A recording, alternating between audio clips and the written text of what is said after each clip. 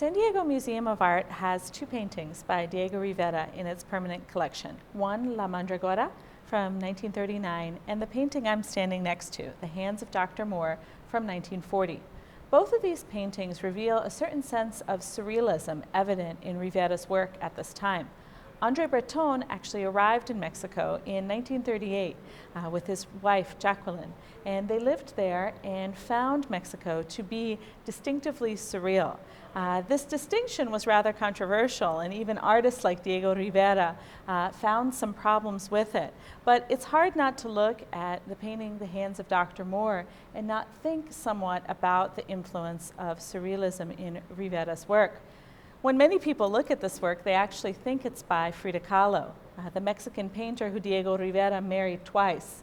But in fact, it is a Rivera painting. It does have many characteristics of a Frida Kahlo painting. For example, the presence of blood, the reference to the female form, and the inscription at the bottom. The inscription, written in a ribbon, is a type of technique that became popular during the late colonial period in Mexico and was also present in 19th century painting in Mexico. This particular painting in our collection has great local resonance. It was given to us by the woman who commissioned the work, Mrs. Ellis Moore. She was married to a doctor, a rather well-known surgeon in Los Angeles by the name of Clarence Moore. When she was married to Dr. Clarence Moore, she commissioned Diego Rivera to create this portrait of her husband, the renowned surgeon, and he chose a very non-traditional portrait, instead focusing on his subject's hands as opposed to his face, his chest, or even a full body portrait. In the collection of the San Diego Museum of Art's library, we actually have the historic photos of Dr. Clarence Moore posing in Diego Rivera's studio for this work, with his hands stretched out for the master Diego Rivera.